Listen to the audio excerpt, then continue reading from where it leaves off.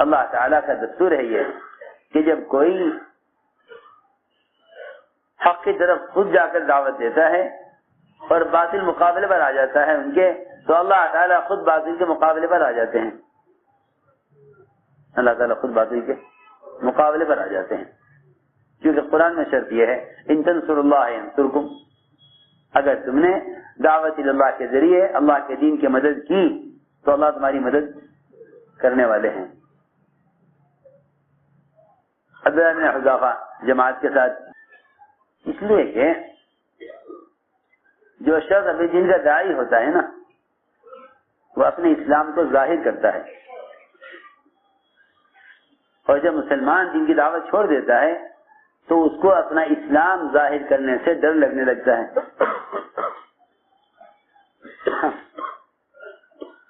دو چیزیں پیدا ہوتی ہیں دعوت چھوڑ کر، ایک اسلام کی علامتوں کو ظاہر کرنے سے شرم آنے لگتی ہے، اور دوسرے اسلام کے فرائض کو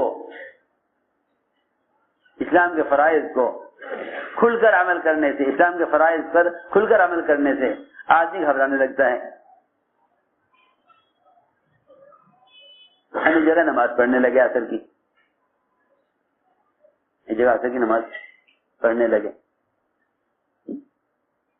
ایک جگہ عصر کی نماز پڑھنے لگے.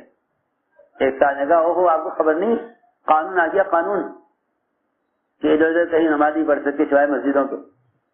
میں نے کہا کیوں؟ اللہ نے تو کہا ہے کہ ساری زمین سجدہ ہے، اور تم پچھلی قوموں کی طرح، پچھلی امتوں کی طرح کہنے لگو کہ نماز مسجد میں پڑھو. ہم سفر میں تھے کیونکہ اللہ تو یہ فرما رہے، اللہ کے نبی نے یہ فرمایا کہ اس امت کی خصوصیت ہے یہ کہ زکوٰۃ اس امت کے لیے حلال کر دی گئی.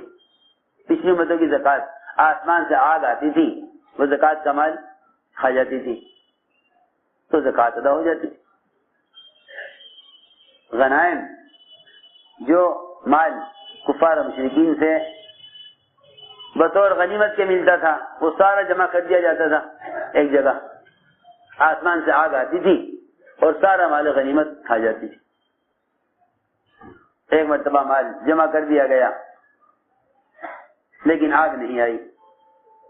نبی نے کہا کہ تم میں سے کسی نے مال غنیمت میں سے کچھ چرایا ہے، کچھ خیانت کی ہے، اس لیے آگ آ نہیں رہی. اللہ تعالیٰ مال قبول نہیں کر رہے. کہا کہ تمہیں خیانت ہے، جس نے خیانت کی اس نے چھپا لیا. آگے نا سامنے، اب آگ بھی نہ آگے. نبی نے کہا کہ تم میں سے ہر ایک اپنے اپنے قبیلے کا آدمی آئے اور مجھ سے میرے ہاتھ پر آ کر بیعت کرے. ایک ایک آیا، ایک آدمی آیا، اس کا ہاتھ نبی کے ہاتھ سے چپک گیا، خیانت اس نے کی تھی. تو پھر وہ سونا لے کر آیا انڈے کے برابر. وہ سونا اس نے خیانت مال غنیمت سے لیا تھا وہ اس میں ڈال دیا، مال غنیمت پورا ہو گیا، آگ آئی کھا گئی اس کو.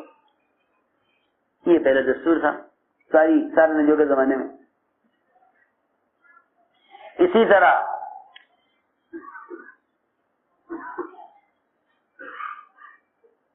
جو ہے زکوٰۃ کا مال، وہ بھی آسمان سے آگ آتی تھی، زکوٰۃ کا مال کھا جاتی تھی.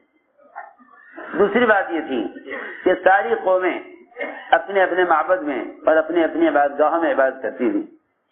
اس امت کے لیے اللہ نے یہ خصوصیت کی ہے کہ غنائم اس کے لیے حلال کر دیے، اور ساری دنیا کی زمین کو اللہ تعالی نے اس امت کے لیے سجدگاہ بنا دیا. اس امت کے لیے سنو تو صحیح.